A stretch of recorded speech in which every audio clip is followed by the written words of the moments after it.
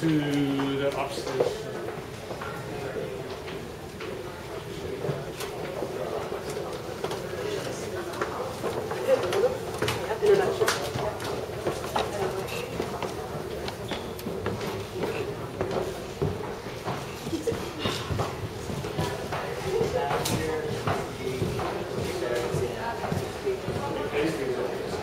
Wow.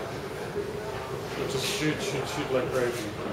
Of course, that light wouldn't be there, or that light wouldn't be there. They're obviously photographing there. But like I said, it's just very few lights they have because it's pretty much lit for them. This is by far the coolest office I've ever been in.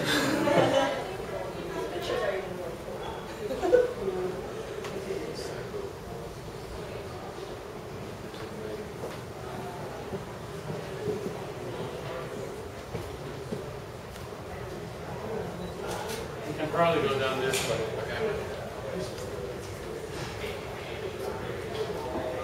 Okay.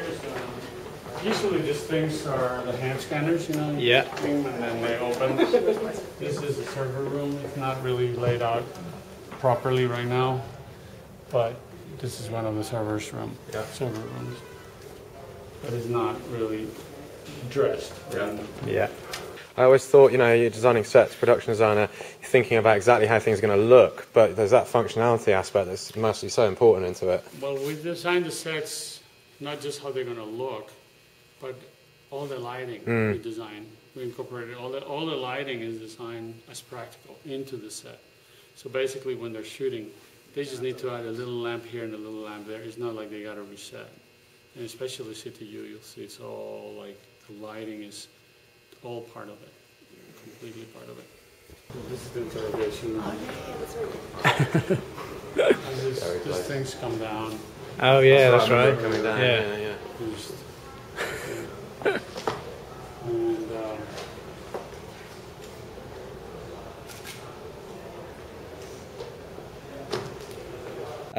We've got a few questions for you from our forum that we have on the 24 UK podcast website. So these questions are coming from some of the fans of the show who listen to the podcast and are on the forum. And they've come up with a couple of interesting ones here that might make you laugh. One of them is the fact that there seems to be only one interrogation room in CTU. So what happens if they need to interrogate more than one person? You book it. There's a booking system on the big screen. Yeah, exactly.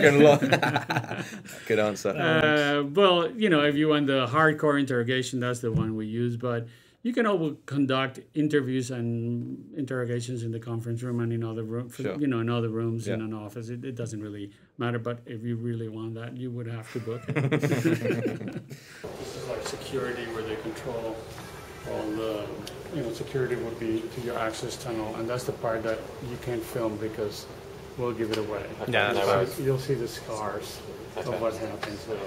During the set tour, you showed us an area of CTU which was down the tunnel, the access tunnel, and you couldn't take us in there because we would see the scars. Right. Well, now we've seen the scars. Actually, obviously, air on the TV. How did you feel when they wanted to blow up your set? I'm used to blowing things up, and to me, because it's already in a frame registered when it was beautiful, and it lives forever in that one frame. It was lit and beautiful when they first approached it, first time we established the tunnel. You know, I have that moment in posterity in that frame. So blowing it up is just one more manifestation of that space. So I was totally cool with it. I actually wanted to be a little more forceful. But they didn't want to. Did you purposely factor in dark corners in CTU for incognito phone calls? You know, what I did purposely, I should say, in our art department, purposely factored in was all the lighting. And part of that lighting scheme was to create, we didn't want a super bright everywhere, you could see everything, but like light, dark, light, dark, light, dark, because also by having that, and you have somebody walking down a hallway, so you have light and then darkness, light, darkness, it gives you a sense of perspective. It's not flat. So yes, we created a lot of like darker pockets, and but that wasn't really intentional, you know, in the lighting design, which we did. Yeah, not for the phone calls. Yeah, it always seems that there's a dark patch in a corner of CTU somewhere where someone can have a private phone call, but there's probably a mole or something. So they're there hiding away, like, yeah, everything's fine. You can see the vast amount of stuff, and it's just for this show. It's not like for many shows. It's just our show only. And you know that because it all happens in one day, you have to have the same outfit times of 100 times, because sometimes you're shot, sometimes it's torn, sometimes it's, so you have to go back and forth. Before you were shot might be shot before you're shot. So, you know what I mean? Yeah. So you start the scene with the bullet hole, but then an hour later you film in the scene without the bullet hole. So of course, yeah. It doesn't shoot in secret, but you have to have the same everything outfit, ready. You know. So do the characters get, or the actual cast members get to put an input in their chosen outfits because they are stuck with it for the day? No, not at all. They get what they're given. Only like our stars do, but not Kat. I mean, like Kiefer. Yeah, of course. I imagine he would be a bit upset if you put something in Kiefer, pink. Maybe Kiefer wants to see what he's going to wear, and he wants to be comfortable with it, But it's on one. Remember, it's one outfit or maybe two. That's it. Changes, but he wears the whole season. It's one day, so he's wearing, the same clothes, right? Yeah. This here is the just the prop department. This is just for props only. Right. See what's going on.